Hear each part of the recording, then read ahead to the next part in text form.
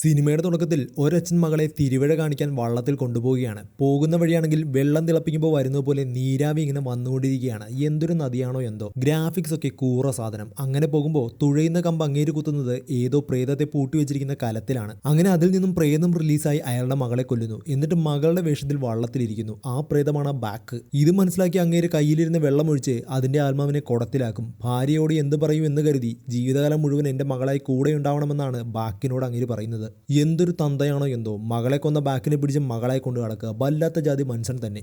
അടുത്ത സീനിൽ കാണിക്കുന്നത് ഹീറോയും ഡയറക്ടറും മറ്റെന്തൊക്കെയോ കൂടിയായ സുന്ദരണ്ണനെയാണ്. അവിടെ പ്രേമിച്ചൊളിച്ചോടാൻ പോയ ഒരു പെൺകുട്ടിയെ തന്ത വന്ന് പിടിച്ചുകൊണ്ടു പോകുന്നു. പക്ഷേ കൊണ്ടുപോയ പെണ്ണിന്റെ പേര് സെൽവി എന്ന് കേട്ടതും സുന്ദരണ്ണൻ യമകാലനായി. ഗൈസ്,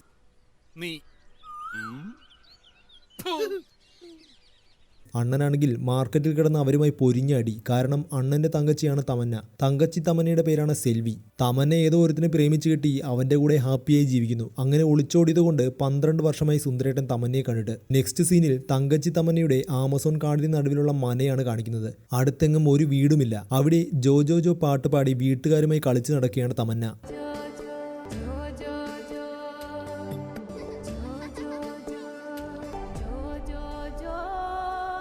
അങ്ങനെ പിറ്റേ ദിവസം ഹസ്ബൻഡ് ജോഗിങ്ങിന് പോകും. കാട് കണ്ടാൽ തന്നെ അറിയാം ഒറിജിനൽ നെഹിഹെ. കൊടുങ്കാട്ടിലിരുന്ന് കുറെ കിളവന്മാർ ചീട്ട് കളിയാണെന്ന് തോന്നുന്നു. ഇവന്മാർക്ക് വേറെ ഒരു സ്ഥലവും കിട്ടിയില്ല. അങ്ങനെ തമന്നയുടെ ഹസ്ബൻഡ് ഇങ്ങനെ ജോഗ് ചെയ്ത് വരുമ്പോൾ സ്മോക്ക് മെഷീനിൽ നിന്നും ഒരു ലോഡ് പുക വരുന്നു. അതിന്റെ അകത്തേക്ക് കയറിയതും ഒരു വൃത്തികെട്ട കൈ വന്ന് അങ്ങേരെ കാലേ വാരി നിലത്തടിക്കുന്നു. തീർന്നു, ബാക്ക് അങ്ങേരെ കൊന്നു. ഇനി അങ്ങേരുടെ വേഷത്തിൽ ബാക്ക് ആമസോൺ മനയിലേക്ക് പോവുകയാണ്. ഗൈസ്, അടുക്കളയിലെത്തി കൊച്ചെന്തി എന്ന് ചോദിക്കുമ്പോൾ തമന്നയാണെങ്കിൽ വേറെ മൂഡിലാണ്. പക്ഷെ മൂഡ് നോക്കിയിരിക്കുമ്പോൾ കണ്ണാടിയിൽ നോക്കിയ തമന്ന ഞെട്ടി. ഇതെന്റെ ഭർത്താവല്ല, മറ്റെന്തോ പണ്ടാരമാണ്. അങ്ങനെ ഇത് പ്രേതമാണെന്ന് മനസ്സിലാക്കിയ തമന്ന തന്റെ കുട്ടികളെ രക്ഷിക്കാൻ ജിമ്മന്മാർക്ക് പോലും പറ്റാത്ത വെറൈറ്റി പുഷ്പുൾ അടിക്കുകയാണ്. ഒരു അമ്മപ്പാസം നമുക്കവിടെ കാണാൻ കഴിയും. അങ്ങനെ ആ വെറുപ്പിക്കലിന് ശേഷം പിള്ളേരെ കൊണ്ടുപോയി കാറിൽ ഒളിപ്പിക്കുമെങ്കിലും ബാക്ക് വന്ന് തമന്നയെ പിടിക്കും. പിന്നീട് നടക്കുന്നത് കണ്ടാൽ നിങ്ങൾ ഞെട്ടും. ഗൈസ്,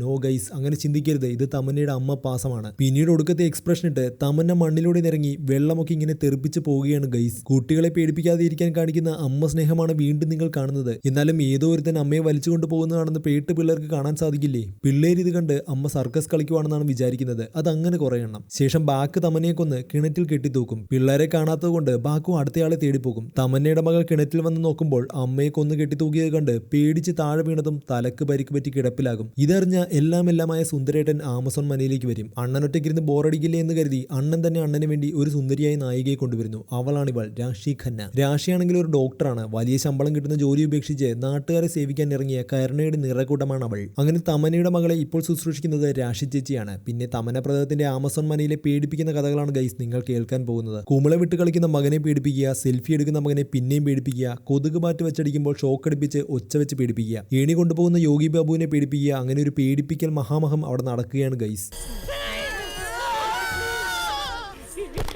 സുന്ദരേട്ടൻ യൂട്യൂബറും കൂടി കാട്ടിലൂടെ പോകുമ്പോൾ എന്തോ ഒരു വലിയ സാധനം വണ്ടിയുടെ മുകളിലൂടെ ഓടിപ്പോകും. ഒരുമാതിരി വെനം സിനിമയിലെ ഏലിയനെ പോലെയുണ്ട്.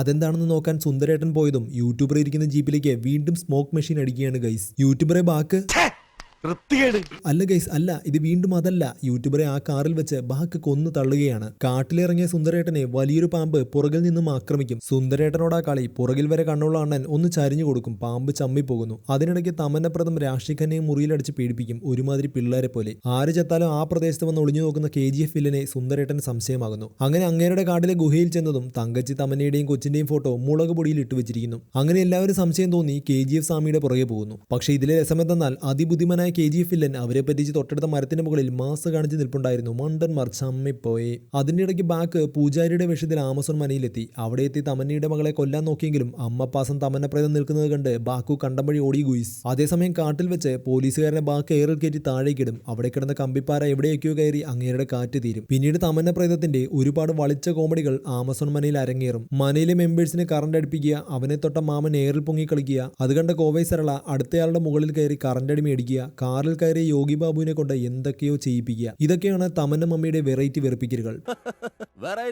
പിന്നീട് KGF സ്വാമിയെ പോലീസ് പൊക്കും. അങ്ങനെ അണ്ണൻ പഴയ കഥകളെല്ലാം അവരോട് പറയുന്നു. ഞാൻ ബാക്കു എന്ന പ്രേതത്തെ പിന്തുടർന്ന് വന്നതാണ്. പൂജാരിയുടെ മകളെ അഭിനയിച്ച് നടക്കുന്ന ബാക്കു പിന്നീട് അമ്പലത്തിൽ പോകുമ്പോൾ തന്റെ ആത്മാവ് അമ്പലത്തിന്റെ മുകളിലാണ് പൂജാരി വെച്ചതെന്ന് മനസ്സിലാക്കുന്നു. പിന്നീട് വേറൊരുത്തനെ മയക്കി അത് അവിടെ നിന്നും എടുക്കുന്നു. അതോടെ ബാക്കു സ്വതന്ത്രയായി. അതോടെ ബാക്കു പൂജാരിയും ഭാര്യയും കൊന്നു തള്ളുന്നു. പക്ഷെ ബാക്കുവിന് പഴയ പവറില്ല. പവർ കിട്ടാൻ വേറെ കുറെ പണിയെടുക്കണം. പണി എന്താണെന്ന് വെച്ചാൽ ആ അമ്പലത്തിൽ 10 വർഷത്തിലൊരിക്കൽ നടക്കുന്ന ഉത്സവ ദിനത്തിൽ ഒരേ സമയത്ത് ജനിച്ച 3 പേരെ തട്ടണം. ആ 3 പേരാണ് ഗൈസ് പോലീസുകാരൻ, യൂട്യൂബർ, പിന്നെ നിർഭാഗ്യവശാൽ സുന്ദരേട്ടന്റെ തങ്കച്ചി തമന്നയുടെ മകളും. യൂട്യൂബറും പോലീസുകാരനും ബാക്കുവിന്റെ കൈകൊണ്ട് തീർന്നു. KGF സ്വാമി തമന്നയുടെ സ്നേഹത്തിന്റെ കഥകൾ വാരി വിതറിയതറിഞ്ഞ് സുന്ദരേട്ടൻ വീട്ടിൽ വന്ന് ഇതൊക്കെ എല്ലാവരോടും പറഞ്ഞ് സെന്റി അടിക്കുന്നു. അതോടെ ഇത് കേട്ട് സന്തോഷം കൂടിയ തമന്ന വീണ്ടും ജോജോ പാട്ടുപാടി നടക്കുകയാണ്.